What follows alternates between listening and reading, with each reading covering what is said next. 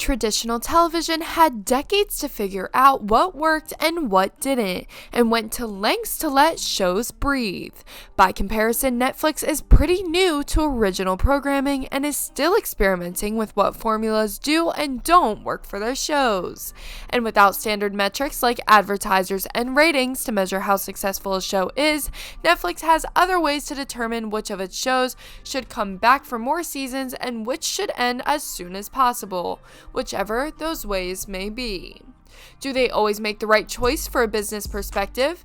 Well, it's tough to say. Typically, it seems like Netflix likes to let its shows have at least 3 seasons, but that's hardly enough time to tell a complete story in the medium without taking some compromises. Either way, when it comes to public opinion, there have been Netflix originals that got cut way too soon, and others that have been along for more episodes than they deserved.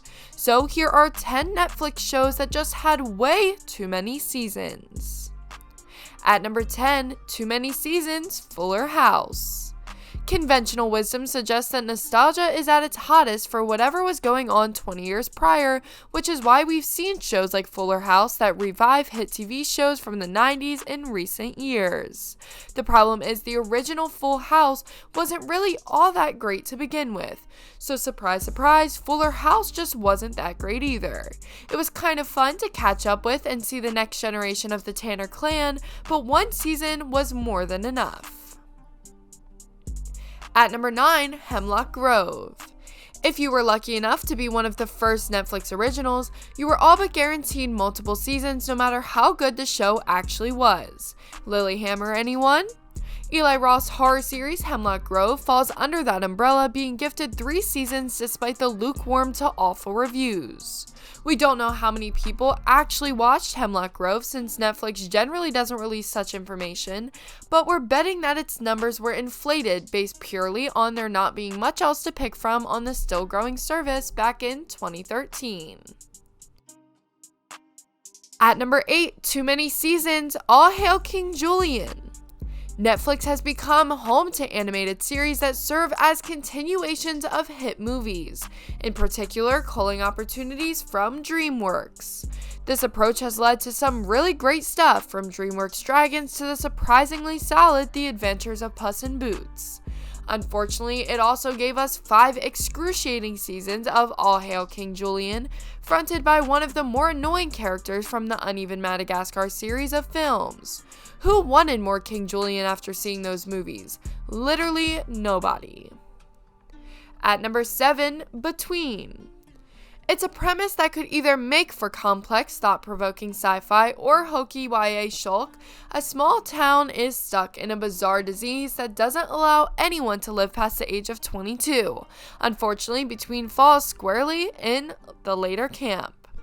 Starring former Nickelodeon teen star Jeanette McCurdy, Between might have made for a fun guilty pleasure movie, but it quickly fell apart as a series, especially one that was given 2 6-season episodes, with which stretched its thin premise way past the breaking point.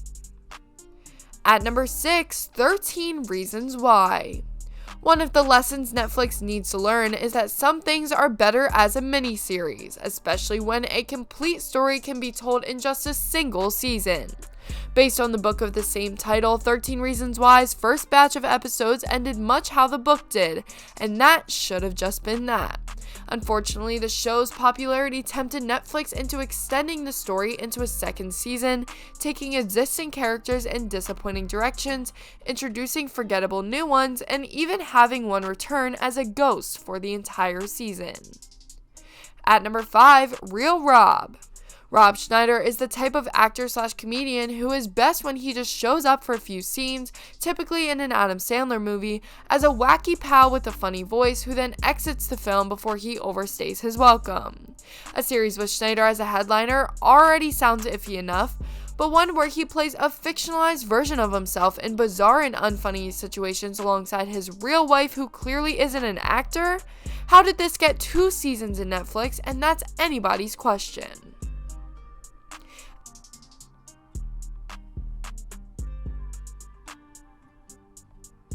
Well guys, thank you so much for making it to the end of the video. Be sure to smash that like button, subscribe to Superstar 10s, and ring that notification bell so that you never miss a video.